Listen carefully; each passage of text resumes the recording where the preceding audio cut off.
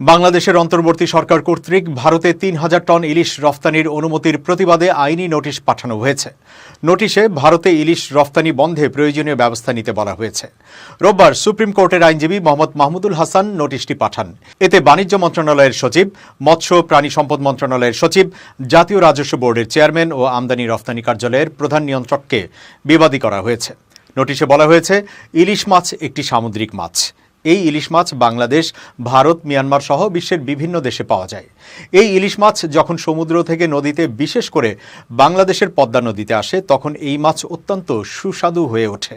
এই কারণে সামুদ্রিক ইলিশের চেয়ে পদ্মার ইলিশ অত্যন্ত জনপ্রিয় ও সুস্বাদু। নোটিশে আরও বলা হয়েছে, আমাদের প্রতিবেশী দেশ ভারতের বিশাল ও বিস্তৃত সমুদ্র সীমা রয়েছে। ভারতের জলসীমায় ব্যাপকভাবে ইলিশ উৎপাদন হয়। এই বিবেচনায় বাংলাদেশ থেকে ভারতের ইলিশ মাছ আমদানির কোনো প্রয়োজন নেই। কিন্তু ভারত মূলত বাংলাদেশের পদ্মা নদীর ইলিশ আমদানি করে থাকে। বাংলাদেশে ভারতীয় এজেন্টরা ও মাছ রফতানিকারকরা সারা বছর ধরে পদ্মা নদীর ইলিশ মাছ মজুত করে রাখে এবং বাংলাদেশ সরকারের অনুমতি সাপেক্ষে পদ্মা নদীর সব ইলিশ মাছ ভারতে রফতানি করে ও ক্ষেত্র বিশেষে সীমান্ত দিয়ে অবৈধভাবে পাচার করে। বাংলাদেশের পদ্মা নদীর সব ইলিশ মাছ ভারতে রফতানি ও পাচার হওয়ার কারণে বাংলাদেশের জনগণ বাজারে গিয়ে পদ্মার ইলিশ পায় না। ফলশ্রুতিতে বাংলাদেশের জনগণকে সামুদ্রিক ইলিশ খেতে হয়, যা পদ্মার ইলিশের মতো সুস্বাদু নয়। নোটিশে আরও বলা হয়েছে, বাংলাদেশের পদ্মা নদীতে যে সীমিত পরিমাণ ইলিশ পাওয়া যায় তা দেশের মানুষের চাহিদা অনুযায়ী যথেষ্ট নয়। এই অবস্থায় যদি পদ্মার সব ইলিশ ভারতে চলে যায়, তাহলে বাংলাদেশের জনগণ এই পদ্মার ইলিশ খেতে পারবে না। এভাবে বাংলাদেশের জনগণকে পদ্মার ইলিশ থেকে বঞ্চিত করে ভারতের জনগণকে পদ্মার ইলিশ খাওয়ানো সরকারের জন্য সমীচীন নয়। একথা সত্য যে বাংলাদেশ নিত্য প্রয়োজনীয় বিভিন্ন জিনিসপত্র ভারত থেকে আমদানি করে থাকে, কিন্তু ভারত সরকার কখনোই তার নিজের দেশের জনগণের চাহিদা না মিটিয়ে বাংলাদেশে কোনো পণ্য রফতানি করে না।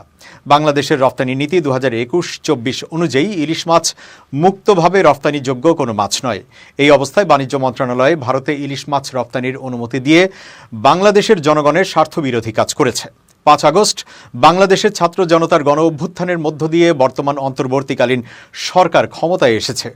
দেশের প্রয়োজনীয় সংস্কার ও জনগণের স্বার্থ রক্ষা করা এই অন্তর্বর্তীকালীন সরকারের অন্যতম প্রধান কাজ।